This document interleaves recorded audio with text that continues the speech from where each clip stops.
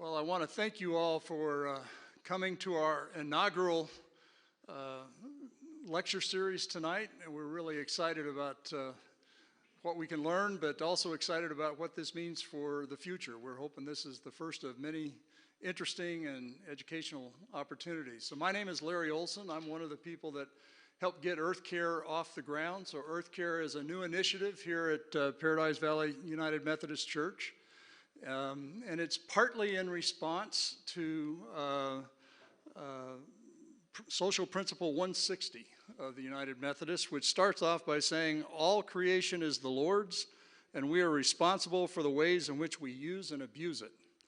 And it goes on after that. So that's what we're here for, is can we learn some new ways that we as a church body, we as a community can put our thoughts and skills together and make a difference. That's what we're hoping to ultimately be able to do. So one of the ways that we think Earth Care can be effective is through educational programs. And this is just one of them tonight with a lecture series from some outside experts on various topics. We're hoping to have about one a month. I think we're probably going to have to push it to January. December gets a little bit crowded on the calendar, but we'll hope to have a lecture series about once a month. And if you want to know more information about Earth Care, visit our website. So it's pvumc.org/earthcare. And that's where you can find out what's going on and sign up for activities and that sort of thing. So let me introduce our speaker tonight. His name is Dr. Olcay Unver. And I've known Olcay for over 20 years. We first met in Turkey at a conference that he was convening. He's currently a professor of practice in the Environmental and Resource Management program, which is part of the Fulton Schools of Engineering at ASU. That happened to be the same program that I was in. And so Olcay is teaching some wonderful classes there and bringing in his contacts from all over the world. The students are really lucky to have him as a professor. He joined ASU after a very distinguished career. International career focused on water, food, and sustainable development. He most recently was the Deputy Director of the Land and Water Division of the FAO. That's the Food and Agriculture Organization of the UN. That's based in Rome. Prior to that, he was coordinator of the United Nations World Water Assessment Program. He was the director of UNESCO's Office for Global Water Assessment. So you can go on and on. He's literally knows what's going on around the world. He's vice chair of UN Water. He's on the Board of Governors of the World Water Council. And we've got about an hour tonight, and I could spend the whole hour just listing all those things. But he's really an expert in what's going on around the world. We know a lot about water issues here in Arizona and what's happening with the Colorado River and what the impacts are. But we don't hear a lot about how water and food insecurity are tied together and what's going on around the world. So that's what Olcay is going to talk to us about tonight. So it's really my great honor to introduce him. He's got a PhD in civil engineering from the University of Texas. When I met him, he was the president of the GAP administration, which is a series of hydroelectric dams and irrigation projects that put Salt River Project to shame. Salt River Project would be one little corner of what the GAP administration did, but it had the impact of really increasing the economic viability of one of the poorest parts of Turkey, the southeastern Anatolia region. But what Olcay did that was really unique was he wasn't just interested in building dams and irrigation projects, but he focused on educational issues. He focused on women's rights. He focused on sustainable development. And the people in the southeastern Anatolia region weren't all Turks. There were people that didn't even speak Turkish. They spoke Arabic. And so how do you reach out to all kinds of different folks? So from the very earliest parts of his career, he's been interested in people and how to help them. So that's what he's going to talk to us about tonight. Olcay, we're really grateful for you to come and speak to us. Thank you.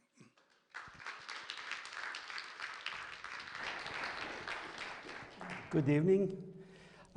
It's an honor for me to be here as the inaugural speaker, and I hope I will be able to to be informative, but interesting for the next hour. The title of my speech is Insecurity, Food and Water Insecurity, but "in" is in parentheses. So we want water and food security, not insecurity, but we are not there yet. So I would like to give you a picture of where we are and where we want to be and what are some of the issues. So, okay.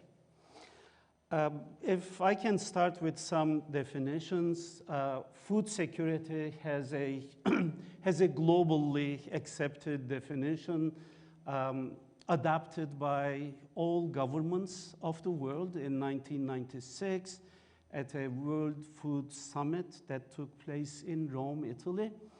And the definition is that food security exists when all people at all times have physical and economic access to sufficient, safe, and nutritious food that meets their dietary needs and food preferences for an active and healthy life. So all governments agreed on that, and this is a very loaded definition. It links to what we call 4 pillars of food security. So all these 4 pillars should exist for us, for a household, a person, a community, or a country, or globally to be food secure. The first pillar is availability, so the food should be available. That's the physical component. Then the food should be accessible. That's the social and economic component, because food might be available, but if it cannot be accessed by some populations, some groups, some households, then we do not have food security. The third component is utilization. Food, we should be able to utilize the food and have benefit from it, which takes us to issues such as food safety, the quality of food, the quality of water, which also is food, and then stability, which means that we have to have all of these at all times, not sometimes and not some of them. So all of them have to occur for us to be able to say we are food secure. The international community has enshrined food as a human right, basic human right. Actually, the human right to food comes from the Universal Declaration of Human Rights way back in 1948, but more specifically, it's been put as a part of the humanitarian law in 1966 in the International Covenant on Economic, Social, and Cultural Rights. And this, this has been accepted globally. 171 states have ratified it. The United States has signed it, but not ratified it. So by signing it, US has agreed to it, but it's not a party to it because of the lack of ratification by the Congress. If we move to water security, it has a more recent definition, and it's not as globally accepted as human right to food or food security. The definition comes from the United Nations Water, which is an umbrella organization within the United Nations, bringing together some 30+ UN agencies and a couple dozen international partners, partner agencies, organizations. And its water security is defined as the capacity of a population to safeguard sustainable access to adequate quantities of acceptable quality water for sustaining livelihoods, human well-being, socioeconomic development and ensuring protection against waterborne diseases and disasters, and also for maintaining ecosystems. So this is another very loaded definition. I'm actually very proud by the fact that I was a part of the task force that prepared this definition within the United Nations Water. And this is the most widely used definition of water security. Similar to food security, it does have 4 pillars, but a different 4 pillars. One pillar is basically water for life, for health, drinking water, and human well-being, including water for sanitation and hygiene, in addition to drinking. Then water for economic activities, economic development is another pillar.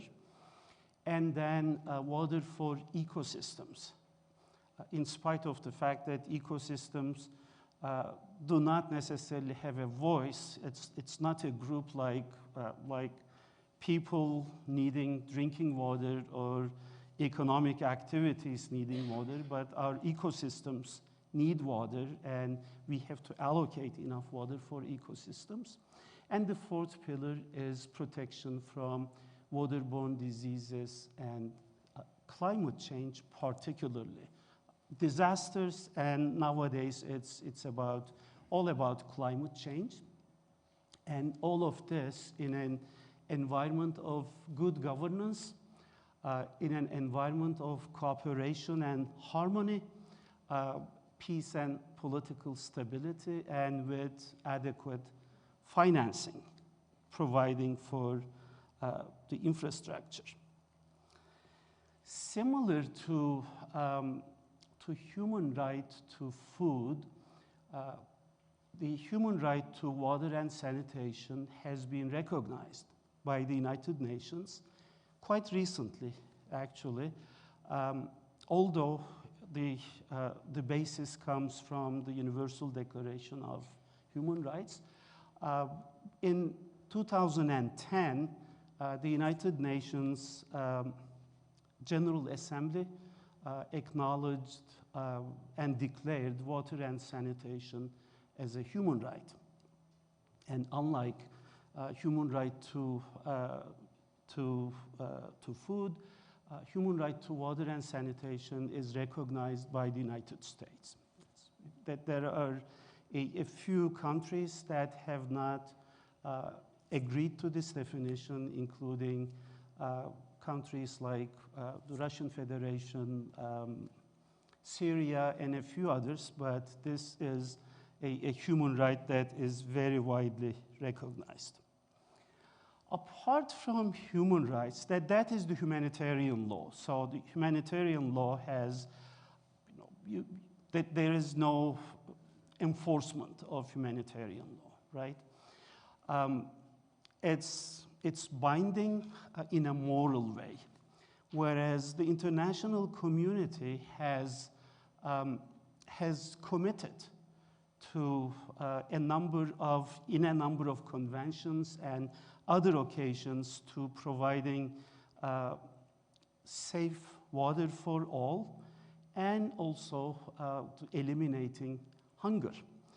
Most recently, and that this is the current paradigm, Sustainable Development Goals that we have, the international community, all governments have agreed on, have one standalone goal for food security, that is Sustainable Development Goal number 2, aiming zero hunger, and goal number 6, aims safe and clean water and sanitation for all. And these are globally accepted. Sustainable Development Goals have been approved by acclamation, so they are subscribed by all governments of the world. And they also provide indicators for us to monitor progress.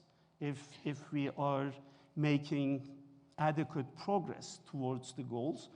And in terms of the zero hunger goal, the objective is to eliminate hunger by 2030. So we are just halfway through that. And I'll come back to this when I talk about food insecurity and where we are in our efforts to provide that. And the goal, the standalone goal for water, aspires for providing drinking water and water for sanitation and hygiene to everyone by 2030 also, in addition to other targets related to the management of water, the quality of water, etc. So with this background, let's look at the global picture where the provision of water and food is. This map shows you country water endowments. So if a region is blue, then it has lots of water. And going towards yellow, it has less water. To brown, it has even less water.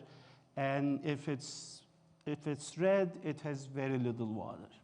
And this is the amount of water in cubic miles or cubic kilometers in this particular case. In Asia, you see in the middle of blue sea, if you will, you see a red country. That is Mongolia. Mongolia has a very sparsely populated country which has very little water, and it's losing the little water that it has to climate change. Okay? Its lakes, surface water resources are drying up because of climate change. So this is the general picture of the distribution of water. Okay? Very uneven, but as you see, North America is quite blessed in terms of the total amount of water. Another way of looking at water resources is per capita water, because irrespective of how much water you have, what is important is how much water you have per person. And when you look at it, if you go to Mongolia, Mongolia is doing okay. It has very little water resources that is diminishing, but it's very sparsely populated. So per capita water resources indicator tells us that it's not very much water stressed, okay? So dark blue means that still those countries have a good amount of water per person.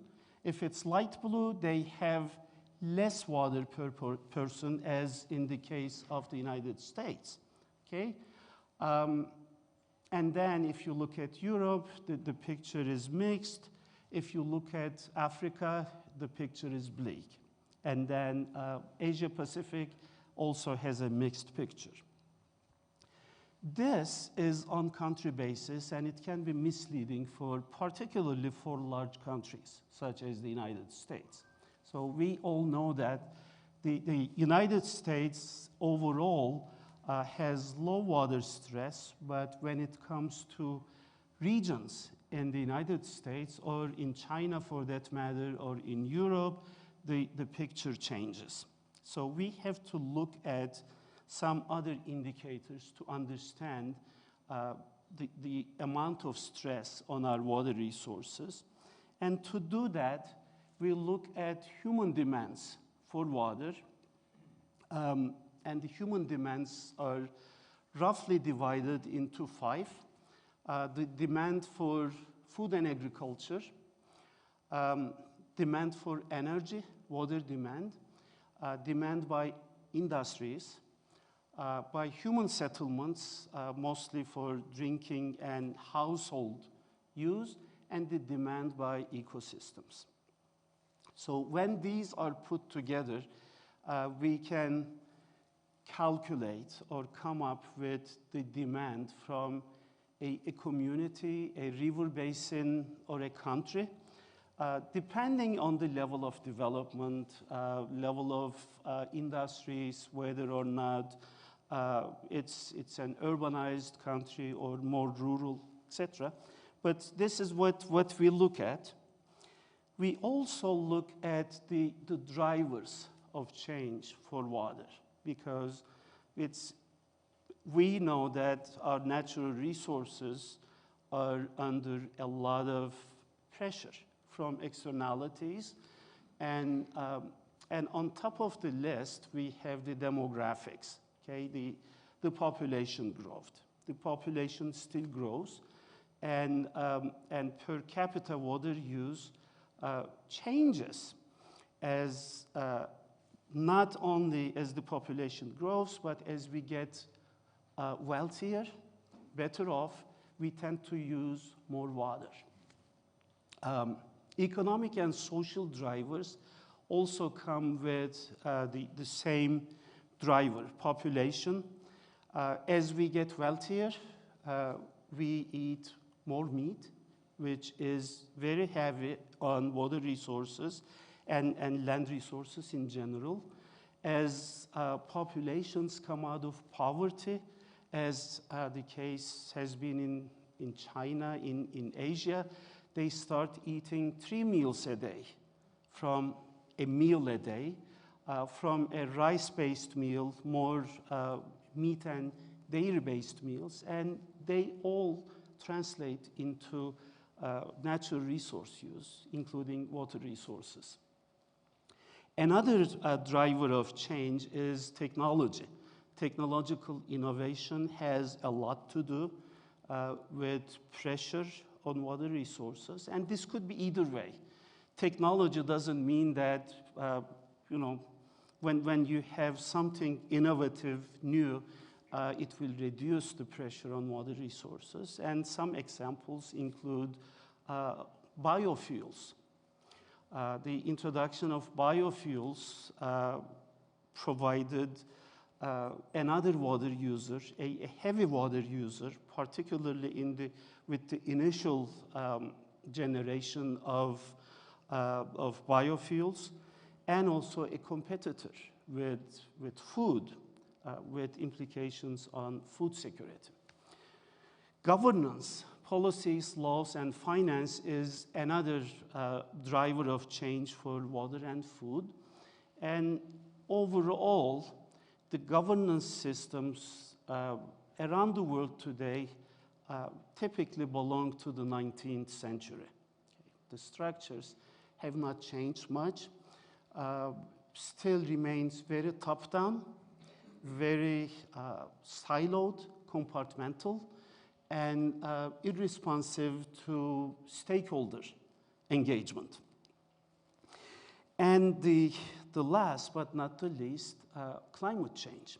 Okay? Climate change is a driver of change for water, agriculture, and food systems, and it is also a stressor on all of the other drivers, on demographics, on governance, on technology. Climate change interacts not only with the natural resources, not with the demand for food, but with everything else that has to do with the use of these or misuse of these resources. Okay, so how do we use water? Okay, it depends on where you are. Overall, on a global scale, agriculture is the largest user of water. Approximately 70% of all water that we withdraw from water bodies goes to agriculture. About 20% goes for industrial and energy purposes, and 10% goes to households for drinking and household uses. But this changes depending on the nature of the economy, the level of development. In the least developed countries, the proportion of agriculture goes up as high as 90%. In industrialized countries, such as the United States, the share of agriculture goes down to 40s, where you have a higher demand by industrial and energy sectors. Okay, so with this background, we have come up with an indicator to calculate water stress in a harmonious way. Okay, and that is used by all governments, all countries in the world, because it's a part of the Sustainable Development Goals that everybody has subscribed to. And the water stress indicator is the proportion of the withdrawal of fresh water from the available renewable resources, freshwater resources. So it's basically, you have a freshwater base, and the stress is the percentage that is being used currently. And the way that we measure stress, up to 1/4 of the total freshwater resource in a country, again, or in a community, depending on what you are looking. And of course, Sustainable Development Goals are monitored on country basis. So up to 1/4, we are considered to be safe. After 25%, we are entering into the stress zone. After 50%, we are in medium stress, and after 75%, we are in high stress. That is, high stress is where you don't want to be. And if you exceed 100%, then you are in critical stress, and it goes without saying. It means that you are using all of the water that you have available. And I'll come back to that in a couple of slides. Okay, so if we use this as the indicator, this is what we get. Okay, the situation changes. Again, if a region or a country is blue, then it's in low stress or no stress zone. If it's yellow or light orange, as in the United States or parts of Asia, parts of Europe, it's in between low and medium stress. Then as the color gets darker, it goes into high stress. And as you see in the Northern Africa and Arabian Peninsula, subcontinent, Asia, it's the color is darker, indicating higher levels of water stress. So overall, the global water stress is, as of 2021, 18%. So overall, our globe is not in the stress zone. But that doesn't mean much, because the distribution of water is uneven. And some regions, such as Northern Africa, is in 109%. What does it mean? It's over 100%. It means that Northern Africa has allocated all of its available renewable resources and now tapping non-renewable resources. What is a non-renewable resource? A non-renewable resource is the resource that is not replenished, okay? For example, the water in confined aquifers. There is an aquifer in North Africa that is being depleted. And that is like spending your life savings, okay? Because it's not coming back. We have an example in this country also, High Plains Aquifer, Ogallala. Okay? It's not being replenished.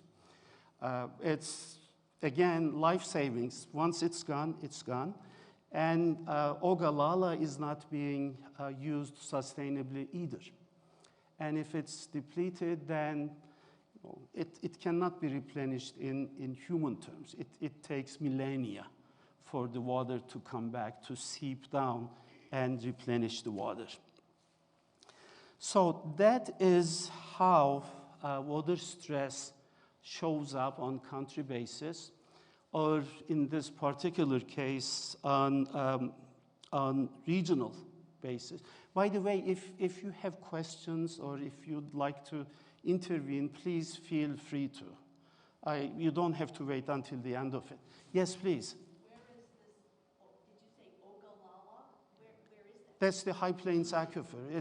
It starts here and goes towards Texas. Nebraska, Kansas. Okay, see, I didn't know if you meant Arizona or... Eight states. I've never heard of that. 8 states. And it's used, again, unsustainably. Which states? I'm curious.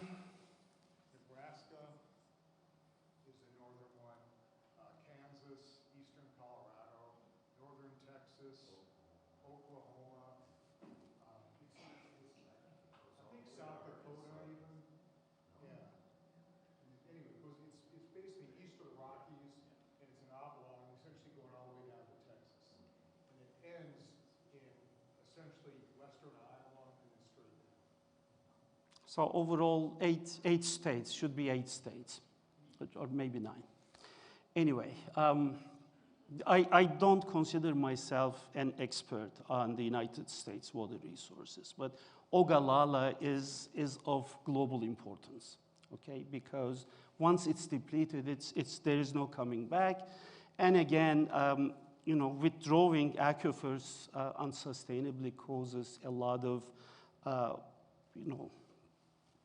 land changes. Okay? I've been to Sugar Land, Texas, where land has subsided for dozens of feet because of the fact that the groundwater had been overdrawn. This is about the problematic regions in the world, such as Northern Africa, which is the green bars,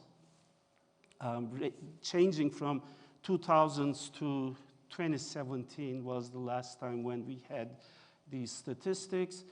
And as you know, some of these regions, such as Western Asia, which is blue, is pretty much stable, whereas Northern Africa, which is already in critical zone, its water use is increasing.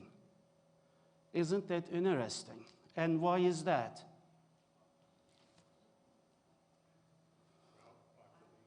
Population. There is still a high rate of population growth in Northern Africa and the Middle East.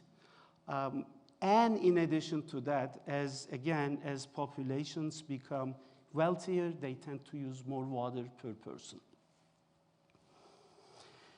Another indicator that we have for water stress is what is called WASI. That is the ratio of the total demand from all sectors that I told you about a couple slides ago versus the available fresh water. So not the actual withdrawal, but the total demand. What is the difference? The demand does not have to be the same as the withdrawal. The demand is there, and the withdrawal goes towards that. So if we use that, then 40% is our cutoff point for water stress. And going back to the country level map, you see that all those blue regions that seem to be okay. If we look at it on sub-regional basis, the situation changes. This is the United States. So Western United States has a lot of dark regions where water stress is much higher than the overall country average. okay? And in some cases, the ratio may be as high as 6.4, okay? The US overall is under low stress, whereas if you look at it sub-regional, county level or sub-regional levels, then you see a lot of water stress in the US. Again, South America, it was very blue before. It's not. If you look at those packets of dark brown or red, you are seeing basically urban centers. So that is where the population is, and those are water stressed. So the continent might be okay overall, but the distribution tells a different story. Australia, huge continent, sparsely populated, but you have a large number of water-stressed subregions. And of course, Asia Pacific has a lot of water stress also on country basis, but look at Russia and China, lots of water resources overall, but very much stress in population centers. Similarly, Africa. No, it's not only the northern Africa, but again, the more populated parts of Africa have high water stress. And Europe, my own country, Turkey, is, if you look at per capita availability, it's medium stress. If you look at withdrawal rates, it's low stress. But if you look at the sub-regional, sub-national distribution, there is a large number of areas that are highly stressed. Okay, so this is about water scarcity, water stress. Another major issue with our water resources on a global scale is water quality. I am not covering water quality in great detail, but I want to show you a map again. This is a map that came out about 2 years ago, which is basically showing the water quality risk. I'm not going to go into the technical aspects, but it's looking at 3 important parameters: biological oxygen demand, electrical conductivity, and nitrogen. And again, the color coding is the same. If it's brown, if it's red, then it's polluted, okay? And here in this country, in all of Europe, most of Asia Pacific, South America, we have large-scale water quality issues. One thing about water quality is that it's independent of the development level of the countries. So some would expect that developing countries having weak governance structures, more relaxed environmental standards would have their water resources more polluted. That's not the case. It's everywhere. Developed and developing countries do have major water quality issues. And water quality links to water scarcity in the sense that if your water is polluted, then it's unusable. So if you think in terms of water security, then it should be in good quality, right? So you either have to treat, to purify, to bring it to the desired quality, or you cannot rely on that for your water supply. So this is about water. Now I will move into food security or food insecurity. But let me pause and see if you need any clarification or okay, so we'll have more time and maybe link the two. So when we talk about food insecurity, we are looking at 2 aspects. One is is the development aspect. Okay, that is about chronic food insecurity, chronic hunger, okay, which is obviously a major issue for nations to develop and prosper. And the other one is the humanitarian aspect, okay? That is about acute food insecurity, okay? That is different in nature because acute food insecurity is transitional, okay? It is based on a certain set of conditions happening, and when those conditions change, then the situation will change. Whereas chronic insecurity is there to be changed, to be intervened. So hunger is on the edge of food insecurity, and it's usually measured in personal terms. That is, in general, uncomfortable or painful physical sensation caused by inadequate caloric intake, and that is 2,100 calories per day. And then there are indicators to measure and see if a person is under chronic hunger. Whereas food insecurity is something that is either at the level of a person or a family, a household, or a nation on an overall scale. And food insecurity links to the earlier definition that I gave you, the 4 pillars: availability, access, utilization, and stability. And if one of these is not there for a part of the time or most of the time, then you don't have food security.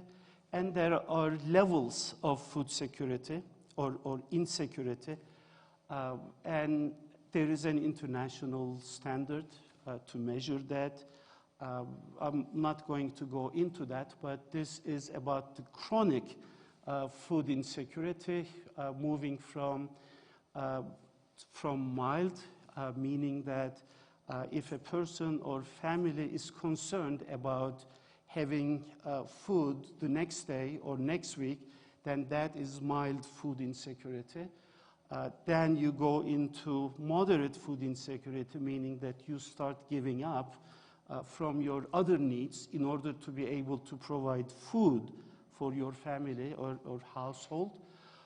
Then you go into to severe food security, in which case you start giving up food, eating less quality food, and towards going hungry once a week, twice a week, and then at the end it goes to hunger. Okay, and for chronic purposes, we have these 4 classifications that we look at, ranging from food secure to severely food insecure. Another classification is for humanitarian purposes. Okay, this is on the edge. You have the catastrophe and famine and death, and then it starts with basically safe or minimal food insecurity. Then it goes to stress, goes to crisis, goes to emergency, and normally we would like to understand, to have an early warning of a crisis situation and provide humanitarian aid in the crisis situation before it becomes emergency or famine. There is an international network looking at the global food crisis, and this is the most recent report, 2022 report. This network has United Nations organizations, charities, and other organizations contributing to it, and they report on food crises. And here is a map. Okay, so in the current year, these are the areas where we have type 3 or further situation, that is either crisis, emergency, or famine situation. Of course, the darker, the worse. The worse meaning going from catastrophe to famine. And most of it is in Africa, sub-Saharan Africa. We have 2 countries recently added to the list. One is Afghanistan, after the withdrawal of the Allied forces from Afghanistan, and Ukraine in Europe in food crisis.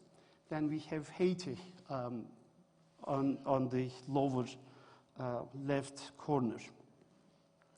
So if we look at the humanitarian aspect, in 2021, we had about 193 million people in crisis or worse, crisis, emergency, or catastrophe situation in 53 countries of the world. And out of those 4 countries, and 570,000 people were in catastrophe. So you are talking about potentially mass deaths in these countries. Another some 40 million people in emergency situation, and 133 million in crisis. And then 236 million people in stressed. Okay, so these are the top 10. Okay, with the highest number of people in crisis or worse situation. I'm not going to go into the details, but I'll make the presentation available if you would like to take a look at these. The speaker's notes have more information and links if you want to go into more detail. So why are these crisis, emergency, or famine situations happening? There are 3 major reasons: economic shocks, weather extremes, climate change, climate extremes, and conflict and insecurity. And the way we are now, for the past 6-7 years, the single biggest reason for crisis and emergency situations is political. Okay, conflict, war, and instability, followed by weather extremes and economic shocks. Okay, so this was the distribution in 2021, last year, and the forecast was, when the report was published, was going from worse to at least better, from 103 million people to about 180 people. So we were hoping that the numbers would decrease somewhat. But an interim report, a mid-year report, came in September and changed the projections. Instead of 180, now 205 million in 45 countries are expected to be in crisis or worse situation in terms of acute food insecurity. Okay, so things are going in the opposite direction.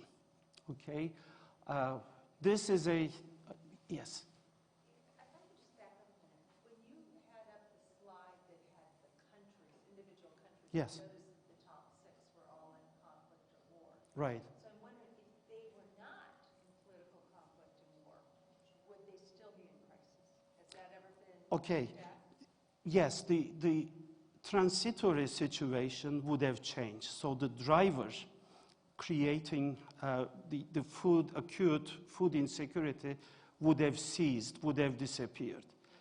Okay, so then we would look at that population from a chronic insecurity perspective. So that is acute insecurity. Okay, and then that would be a different story because the intervention is different. When people are under crisis or emergency situation, you need to provide direct food aid. You need to provide calories immediately, whereas the solution to the other one is medium to longer term with development efforts, development assistance. And this is how actually the US government or the big donor governments allocate their resources. A part of their resources would go for humanitarian aid, for food assistance, and others would go for to improve agriculture, for example, so they can actually grow their own food. So the perspective is different. Yes, please. Yes, thank you. The slide you showed just a bit ago with the revision in the prediction for Yes. this year and next year, how much of that do you know has to do with the war in Ukraine and the difficulties in exporting their supplies of grain? A lot.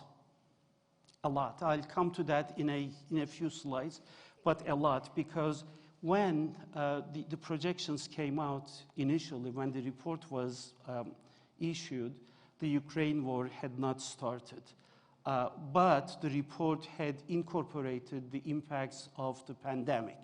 So what changed from the original report that came out at the beginning of the year and the September update was the war in Ukraine.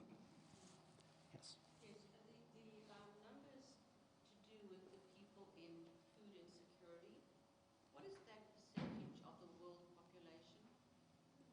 Pardon? What is the population of the world? What is the percentage of the people that are in food insecurity? I'll come to that in a couple more slides. That's a very good question. I'm always expecting these questions, so I can say, yes, I'll come to that. And that eliminates the need for me to memorize these numbers.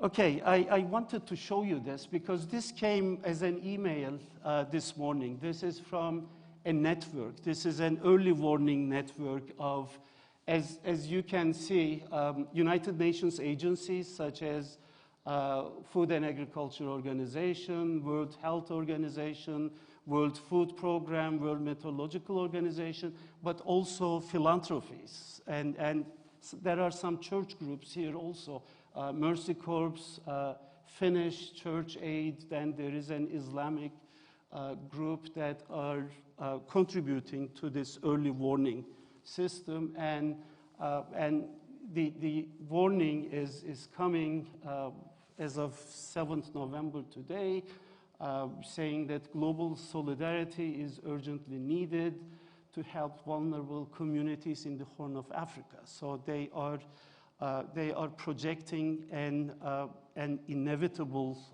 famine in Horn of Africa and calling on the international community to increase their food aid. Okay, so the war in Ukraine. Okay, what is happening in a country in Europe, and how can this have such global consequences?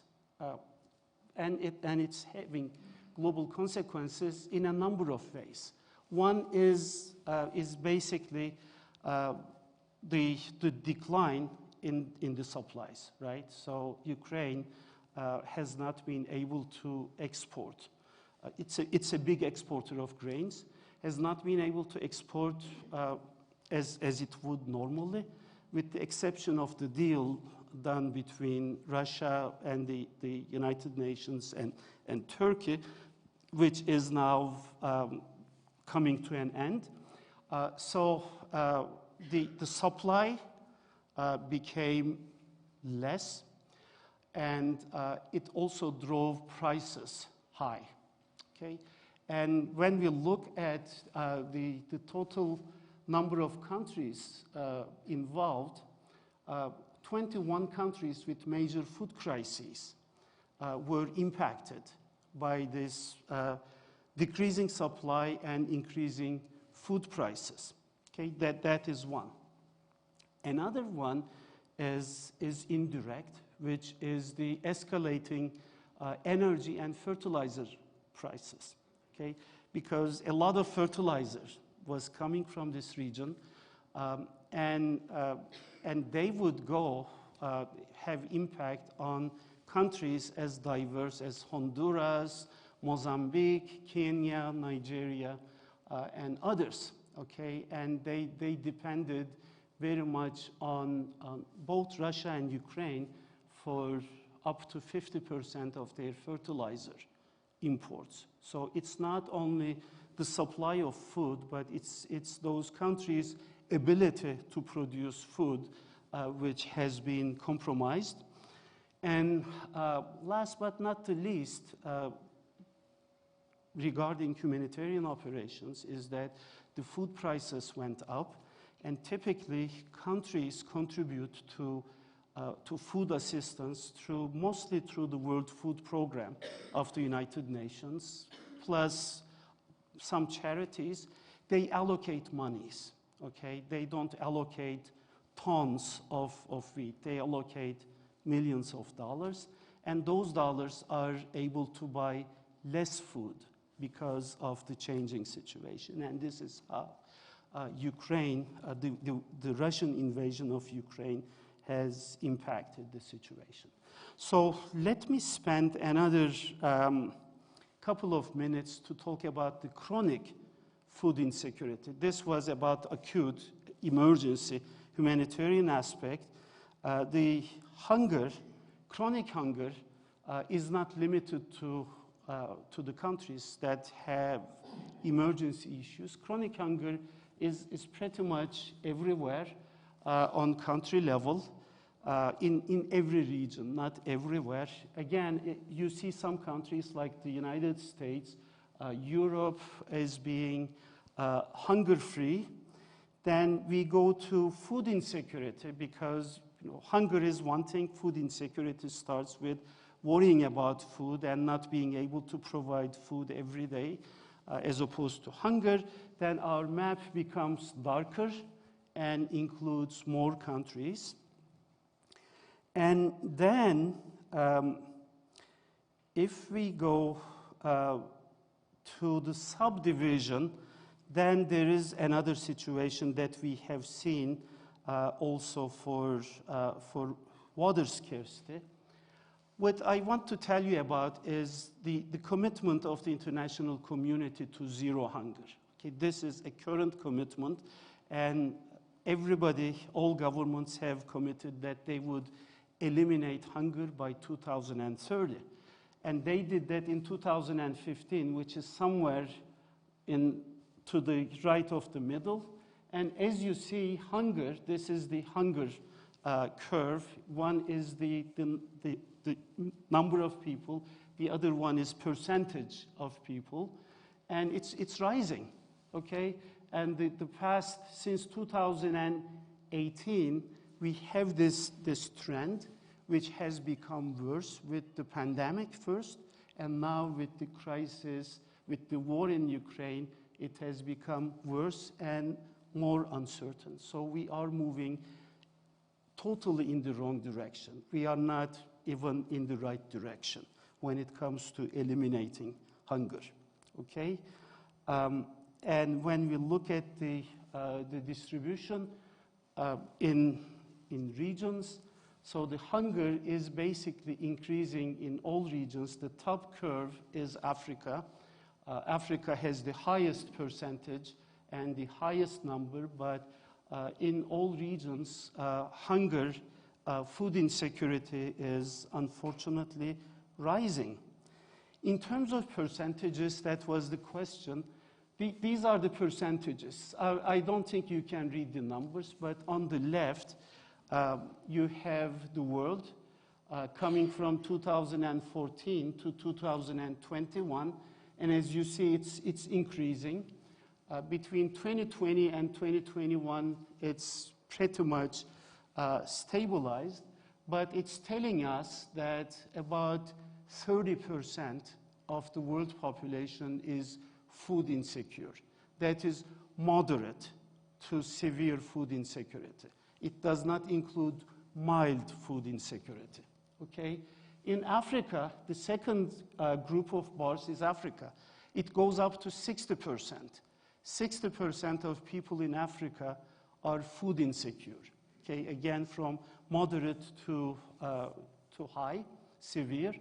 And on the right-hand side, you see the Northern America and Europe. And that is below 10%. Okay, it's around 8% total moderate to severe food insecurity. But it does exist in the developed countries to a much lesser extent, but it does exist. When you look at the distribution of that on country basis, the US is at par with the Eastern European countries or the Southern European countries. Western Europe has a much lower rate of food insecurity, less than 5%. Northern America, that includes Canada, is over 8%, and the US is higher than Canada. When we go to the US statistics, and these come from the USDA, Department of Agriculture, and it includes all classes of food insecurity, mild, moderate, and severe, then in the US, about 15% of households are food insecure, okay? And that is the distribution based on the USDA classification. So the southern states have a higher prevalence. Arizona is not among the top 10, but it's not in the bottom 10 either, somewhere in the middle.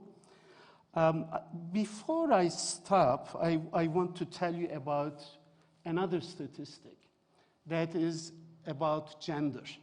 Okay? Hunger has a gender dimension. Okay? Women are more vulnerable. Okay? Women worldwide are suffering hunger a lot more than men do, and so do children. So that is another aspect of hunger. In terms of, I already talked about the zero hunger commitments, very much off track. Water in global commitments, okay, universal and equitable access to safe drinking water for all by 2030. So with the current speed, there is no way that we can achieve that. In order to achieve what we have agreed to achieve, we need to quadruple the investments, okay? So there is no way that it can be done gradually. Even to provide basic services worldwide, and basic services means the current commitment is that everybody will have tap water or safe water at the premises where they live, okay? They can go out and get water, or downstairs go to their kitchen or wherever. The basic services is if somebody is able to fetch water within half an hour, it means that we have basic water services, okay? So you go, walk 15 minutes, get water, and walk back another 15 minutes. That is the basic service. Only that, even that much service will take doubling of the investment that we have today. So this is how far we are off the targets that we have committed to. Pretty much the same for sanitation, hygiene. Okay, for basic sanitation, we have to double the speed. And basic sanitation meaning that you don't have to have the facility in your house. You have to be able to go walk a little bit and come back. and that is the basic service, needs doubling the speed. Yes? While this is addressing the accessibility, wasn't one of your earlier points that even the resource of the availability is also in question?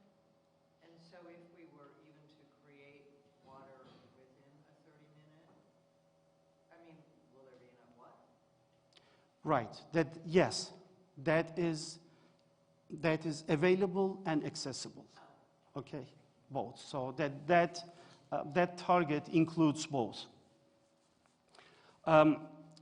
The only target that the world is meeting here is the elimination of open defecation.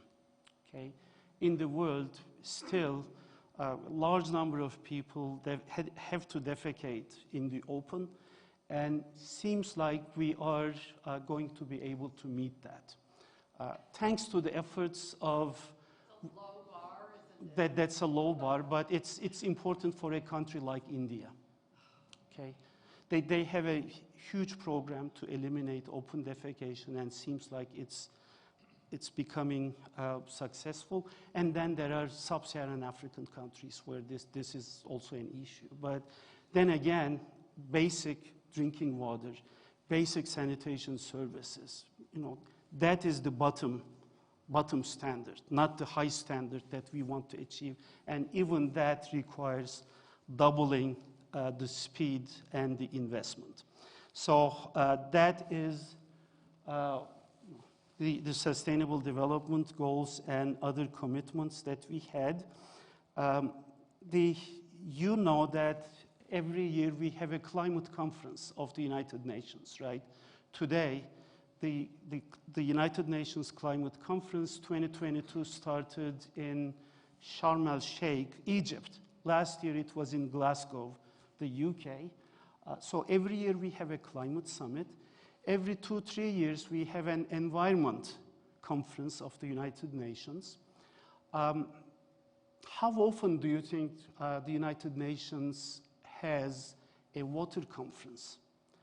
A United Nations conference means that countries will come with their official delegations, can make commitments, and then they are accountable for those commitments, like what they are doing in Egypt for climate. So guess when the last United Nations conference was on water? 45 years ago. Okay, 45 years ago. Okay, in Argentina, that is a stamp, commemorating that. The next one will be next year, 2023. So us, the water community, the water professionals, academics, we are very much excited about this, because we are hoping that the governments will come and make commitments to change the path that we are on when it comes to providing the very basic amenity of life. And there are efforts going on for the past couple of years in preparation to that. I am just back from New York, where there was a stakeholder meeting at the United Nations General Assembly, followed by a meeting with the government representatives talking about game changers. So they asked me to speak in the governance session, and there were different sessions ranging from governance to financing, to education, capacity building, etc. So that is what we are hoping might change things. UN Water, United Nations Water, is a platform which bring together the UN agencies towards a common goal, and UN Water has been doing a lot at the level of the United Nations, and I was blessed by having served as the vice chair of UN Water. So I know firsthand that there is a lot of attention given at the United Nations level, but the United Nations is not a bank. Okay? It has no resources. The resources will come from the countries.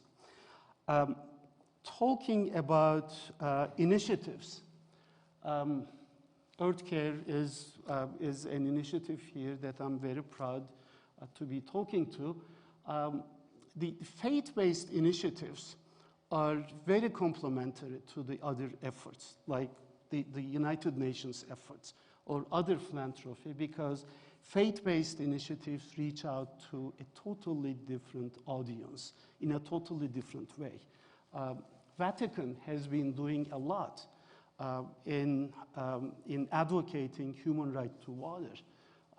Pope made a statement on the occasion of the World Water Day this year, and he does that on every year on annual basis. Vatican has an expert group on human right to water, and I have been a member of that group, and I'm now attending their meetings remotely. When I lived in Rome, I used to attend the physical meetings, but they do a lot of grassroots work through their charities and also the mainstream Vatican. This is on the bottom right. There is somebody called Sadhguru. He is a yogi from India who has millions of followers. And in addition to have this following and preaching his philosophy, he's rallying for rivers in India. And he has managed to establish buffer zones around major rivers with very much eroded banks. So that is another faith-based initiative. He has been able to mobilize his followers. I was in India 3 years ago, right before the pandemic, for a United Nations meeting. I met him there. He made an appointment to tell me about his program. And then when I was walking in the streets, I was seeing his followers distributing flyers and collecting donations for the programs that they were advocating and supporting. So thank you very much for your attention. It took a little longer than I expected, but appreciate your patience.